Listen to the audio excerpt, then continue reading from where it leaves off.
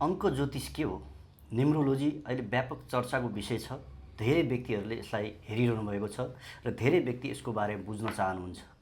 अङ्क ज्योतिष जुन अङ्कको खेल, तपाईँले अङ्कको खेल बुझ्नुभयो भने तपाईँको जीवनलाई बुझ्न सक्नुहुन्छ।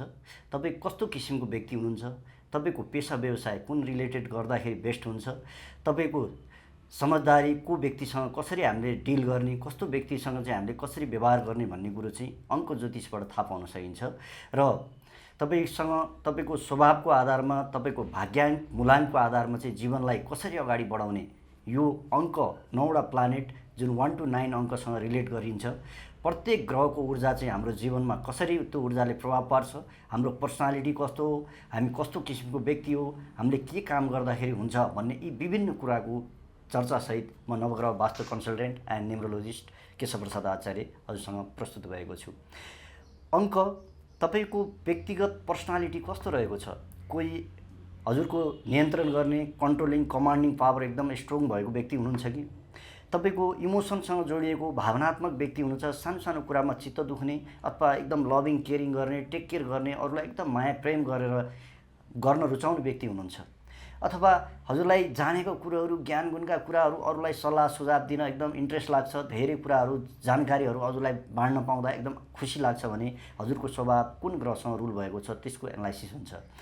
अथवा हजुरको शार्प माइन्डेड एकदम एनालाइटिकल पावर राम्रो, मान्छेलाई चिन्ने बुझ्ने अर्गनाइजेसन स्किल एकदम बेस्ट छ कि, अथवा हजुरसँग बाणीमा बोलीमा एकदम कन्भिन्सिङ पावरहरू स्ट्रङ खालको बिजनेस माइन्ड भएको फ्लेक्सिबिलिटी खालको माइन्ड छ कि, हजुर इन्टरटेनमेन्ट इन्जोयमेन्ट अरूलाई एकदम हँसाउन रमाइलो गर्न, जीवन 2 दिनको हो, भौतिक जीवन यस्तो लामो जीवन जिएर के गर्ने, आनन्दको जीवन जिउनुपर्छ, 2 दिनको जिन्दगीमा हाँसेर रमाएर जिउनुपर्छ भन्ने खालको थट्स प्याटर्न भएको व्यक्ति हुनुहुन्छ कि, राम्रो लाउनुपर्छ, मिठो खानुपर्छ, जिन्दगी भनेको यसरी जिउने हो, त्यस्ता कुरा छोडिदिउँ भनेर जीवनलाई चाहिँ एकदम सुखशैलमा जिउने आनन्दले जिउने खालको हजुरको बानी छ।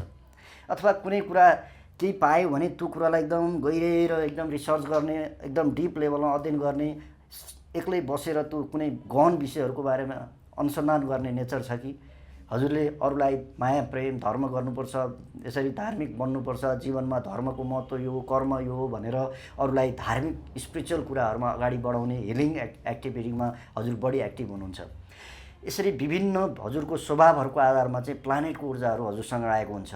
जस्तो हजुरको मेहनत गर्ने, कर्ममा विश्वास गर्ने, हैन, नियम कानुन एकदम पालना गर्नुपर्छ, सत्य बोल्नुपर्छ, झुटो बोल्नु हुँदैन, अरूलाई ठग्नु हुँदैन, अरूलाई मार्नु हुँदैन भन्ने खालको कोही व्यक्ति देख्छौँ भने त्यो व्यक्तिको कुन ग्रहको प्रभाव परिरहेको छ। कोही व्यक्ति एकदम ऊर्जावान हुन्छन्, जति काम गरे पनि नथाक्ने हुन्छन्, एकदम तातो रातो रियाक्टिभ, सानो सानो कुरामा पनि जङ्गिने रिसाउने अथवा रियाक्ट गर्ने खालको स्वभाव हुन्छ। यस्तो किसिमको व्यक्ति कुन ग्रहबाट रुल भएको हुन्छ। यसरी प्रत्येक 9वटा प्लानेटको 9वटा अङ्कसँग चाहिँ त्यसको खेल हुन्छ। हजुर कुन डेटमा जन्मिनु भएको छ, हजुरको जन्म मिति के हो, हजुरको मितिको आधारमा त्यो प्लानेटको ऊर्जाहरू हजुरसँग आएको हुन्छ। जस्तो 1 गते आएको व्यक्ति भनेको सूर्य ग्रहसँग रुल भएको हुन्छ, 2 गते जन्मेका व्यक्तिहरू भनेको चाहिँ चन्द्रमा ग्रहसँग रुल भएको हुन्छ, 3 गते जन्मेका व्यक्तिहरू गुरु बृहस्पतिसँग रुल भएको हुन्छ, 4 गते जन्मेका व्यक्तिहरू भनेको राहु ग्रहसँग रुल भएको हुन्छ र 5 गते जन्मेका व्यक्ति भनेका बुध ग्रहसँग रुल भएको हुन्छ।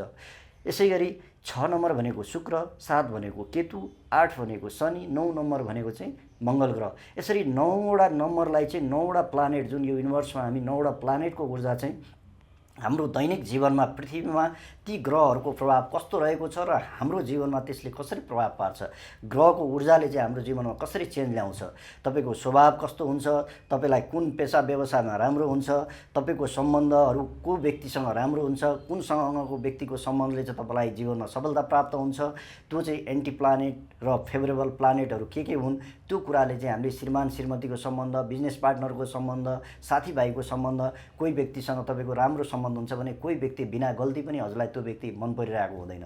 त्यो किन हुन्छ? किनभने हजुरसँग त्यो व्यक्तिको एन्टी प्लानेट एन्टी ऊर्जा भएको व्यक्तिहरू छन् भने त्यस्तो व्यक्तिहरूको चाहिँ सम्बन्ध अथवा तपाईँले त्यसलाई देख्दाखेरि तपाईँलाई त्यो ह्याप्पिनेस नहुने अथवा त्यो इनर्जी हजुरसँग अलाइनमेन्ट हुन सक्दैन।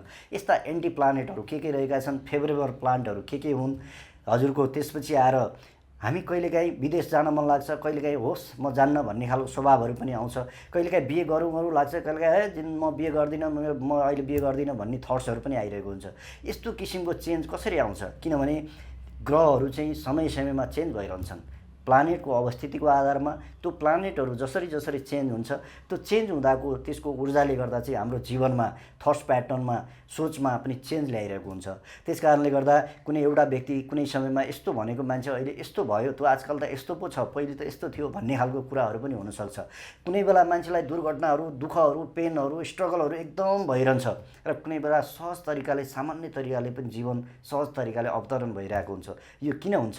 किनभने प्लानेट एन्टी प्लानेट परिरहेको अवस्थामा, कमजोर ग्रहहरू परेको बेलामा विभिन्न दोष सहितका ग्रहहरू छन् भने ती ग्रहहरूको अवस्थिति र त्यो ग्रहहरूको ऊर्जाले चाहिँ हामीलाई स्ट्रगल क्रिएट गर्ने, समस्या क्रिएट गर्ने, तनाव, एन्जाइटी, डिप्रेसन, स्ट्रगल, एक्सिडेन्ट, विभिन्न क्रिया यस्ता नेगेटिभ ऊर्जातिर हाम्रो जीवनलाई लगिरहेको हुन्छ भने जब प्लानेटको अलाइनमेन्ट सही तरिकाले हुन्छ, हाम्रा ग्रहहरू आफ्नो राम्रो स्थानमा आउँछन्, आफ्नो फेभरेबल घरहरूमा आउँछन् भने त्यो घरहरूमा आएको इनर्जीको अवस्थाले गर्दा चाहिँ हाम्रो जीवनमा स्ट्रगल हट्दै सफलताको बाटोहरू, मुद्दा मामला छ भने निर्णयका बाटाहरू आउने, चाँडो रिजल्ट हुने, हामीले थोरै मेहनतमा पनि सफलता प्राप्त गर्न सक्ने, हामीले गरेका कुराहरूबाट खुसी हुने, ती विभिन्न किसिमका ऊर्जाहरू चाहिँ ग्रहहरूको अवस्थितिको आधारमा हुन्छ। यी ग्रहहरूको अवस्थिति चाहिँ विभिन्न समयमा कुनै 1 वर्षका लागि हुन्छन् भने विभिन्न कालखण्डमा 5 वर्ष, 10 वर्ष, 9 वर्षसम्मको पनि ती ग्रहहरूको चाहिँ अवस्थितिहरू चेन्ज हुन्छ। जुन ग्रहहरू 1 वर्षको लागि चेन्ज हुन्छन् ती ग्रहहरू अन्तर्दशाको रूपमा हेरिन्छ भने लङ पिरियडको लागि हेर्ने ग्रहहरू चाहिँ महादशाको रूपमा हेरिन्छ। प्रत्येक वर्ष चाहिँ यो वर्ष कुन ग्रहले रुल गरेको छ, तपाईँको लागि कुन ग्रह चाहिँ फेभरेबल छ, तपाईँको लागि कुन एन्टी प्लानेटहरू यो वर्ष चलिरहेको छ, यस्ता कुराले पनि हाम्रो जीवनमा प्रभाव पारिरहेको हुन्छ। हजुरको अहिले सूर्य ग्रह छ भने हजुरको नयाँ इनोभेसनका कुराहरू, नयाँ कुराहरू क्रिएट गर्ने कुराहरू, लिडिङ, कन्ट्रोलिङ, कमान्डिङ, नेतृत्व गर्ने कुराहरू हजुरमा ऊर्जा बढेर आएको हुन्छ। त्यस कारणले गर्दा कुनै नेताहरू, कुनै प्रधानमन्त्रीहरू पनि टाइम टाइममा चेन्ज हुने हुन्छ। यो किन हुन्छ भने ग्रहहरूको अवस्थितिले, ग्रहहरूको प्रभावले पनि मान्छेलाई त्यो ग्रहको अवस्थिति डाउनमा छ कि उच्च अवस्थामा छ। सूर्य ग्रह उच्च भएको बेलामा लिडिङ, कन्ट्रोलिङ, कमान्डिङ, नेतृत्वदायी भूमिका जाने सम्भावना बलियो हुन्छ भने हजुरको ग्रह कमजोर अवस्थामा छ भने त्यो ग्रहहरूले चाहिँ हजुरलाई तल झार्ने अथवा गिराउने अथवा यसरी तल जाने कुराहरू पनि ग्रहको अवस्थितिले प्रभाव पारिरहेको हुन्छ। हजुरमा जन्मिँदाखेरि आएका प्लानेटहरूको ऊर्जाले कसरी प्रभाव गर्छ र त्यसमा कुवा नम्बरको प्रभाव के हुन्छ, मिसिङ प्लानेटहरू जुन तपाईँको ग्रहहरू नभएका ग्रहहरूको कमीले गर्दा चाहिँ जीवनमा कुन कुन सेक्टरमा के कुरामा कमी कमजोरी हुन्छ, तपाईँ के कुरामा अगाडि बढ्न सक्नुहुन्छ र के कुरा चाहिँ तपाईँको कमजोरी पक्ष हो। ज्योतिषले हामीले गलत र सही मात्र भन्नु हुँदैन, कुन कुरा चाहिँ गलत छ र कुन कुरा सही छ, गलत कुरा अथवा कमजोर ग्रहहरूलाई चाहिँ कसरी बलियो बनाउने र राम्रा बलियो भएका ग्रहहरूमा चाहिँ तपाईँको यो पक्ष राम्रो छ, तपाईँको यो सेक्टरमा यसरी जानुभयो भने तपाईँको राम्रो हुन्छ भने कमजोर रहेका ग्रहहरूलाई चाहिँ यो कुराबाट विभिन्न कलरबाट, सेपबाट, तन्त्रबाट, मन्त्रबाट, यन्त्रबाट, विभिन्न किसिमका क्रिस्टलहरूबाट विभिन्न कुराहरू प्रयोग गरेर लाउने, खाने, ग्रहण गर्ने र विभिन्न आफ्ना बानीहरू, व्यवहारहरू, चरित्रमा पनि सुधार गरेर हामीले जीवनमा अगाडि बढ्न सक्छौँ। यो बाटो देखाउने काम पनि ज्योतिषले गर्नुपर्दछ।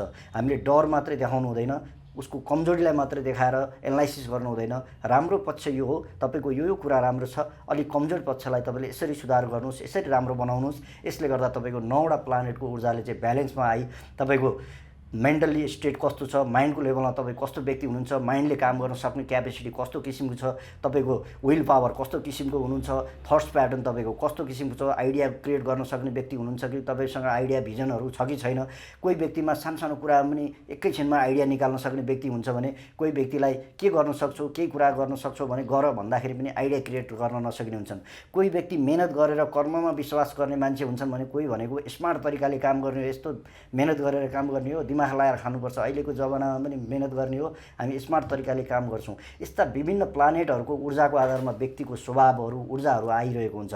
त्यसकारण तपाईँ हाम्रो स्वभाव के छ, तपाईँको प्लानेटहरू कुन ग्रहसँग रुल भएको हुन्छ, तपाईँले त्यो पत्ता लगाउनुहोस् र त्यो अनुसारको कामहरू, व्यापारहरू, बिजनेसहरू, प्रोफेसनहरू तपाईँले छान्नुभयो भने तपाईँको जीवनमा जति स्ट्रगल अरू कुराहरू गर्दाखेरि तपाईँले काम गर्दा हुन्थ्यो भने तपाईँको आफ्नो स्वभाव, मूलाङ्क र भाग्याङ्कलाई पहिचान गरेर तपाईँले काम गर्नुभयो भने एरोप्लेन मोडमा हजुरलाई सफलता प्राप्त गर्नलाई सहज हुन्छ।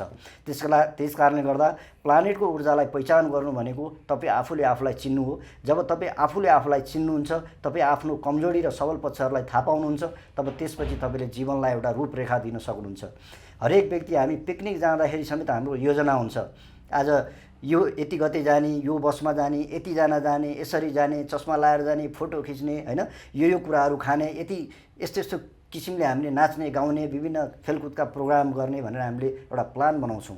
तर जीवन एउटा लामो हाम्रो जीवन छ। त्यो जीवनमा हाम्रो के कुराहरू राम्रो पक्ष कमजोर पक्ष के छ, कसरी जीवनलाई अगाडि बढाउने, मैले के गर्ने, म के को लागि जन्म लिएको, मेरो उद्देश्य के हो, म कस्तो किसिमको व्यक्ति हो भन्ने कुरा जान्नु हामी सबैको उद्देश्य हुनुपर्दछ, लक्ष्य हुनुपर्दछ। जब तपाईँले आफूले आफूलाई चिन्नुहुन्छ, आफ्नो राम्रो र कमजोर पक्ष र सबल पक्ष दुर्बल पक्षहरू थाहा पाउनुहुन्छ, त्यसपछि तपाईँलाई आफूले गर्ने कुराहरू के हो, सुधार्ने कुरा के हो, के कुरामा अगाडि बढ्ने सबै कुरा ज्ञान हुन्छ। त्यस कारणले गर्दा न्युमरोलोजीमा हजुरको अङ्कसँगको खेल हो। अङ्क कुन कुन अङ्कहरू मिसिङ छन्, कुन कुन ग्रहहरू हाइपर छन्, हाइपर भएका ग्रहहरूको ऊर्जालाई कसरी ब्यालेन्समा ल्याउने र लो भएका इनर्जी भएका ग्रहहरूको ऊर्जालाई चाहिँ कसरी ब्यालेन्स ल्याउने भन्नको लागि हजुरलाई विभिन्न किसिमका सोलुसनका विषयहरू छन्। त्यसमा हजुरलाई कलरबाट, विभिन्न मेटलबाट, मिनरलबाट, तन्त्रबाट, यन्त्रबाट, भोगबाट, बानीबाट यी विभिन्न कुराहरू सुधार गर्ने कुराहरू धेरै छन्। यो कुराहरू चिन्नको लागि हजुरले न्युमरोलोजी एनालाइसिस गर्नुहोस् र आफूलाई पहिचान गर्नुहोस्, म के हो र म कस्तो किसिमको व्यक्ति हो। यो कुराले गर्दा हजुरलाई अगाडि बढ्न एकदम हेल्प हुन्छ। जीवनमा हजुरको सुख शान्ति र समृद्धि चाहना पुरा होस्। मङ्गलमय मेरो शुभकामना। ओम नमः शिवाय। जय शम्भु।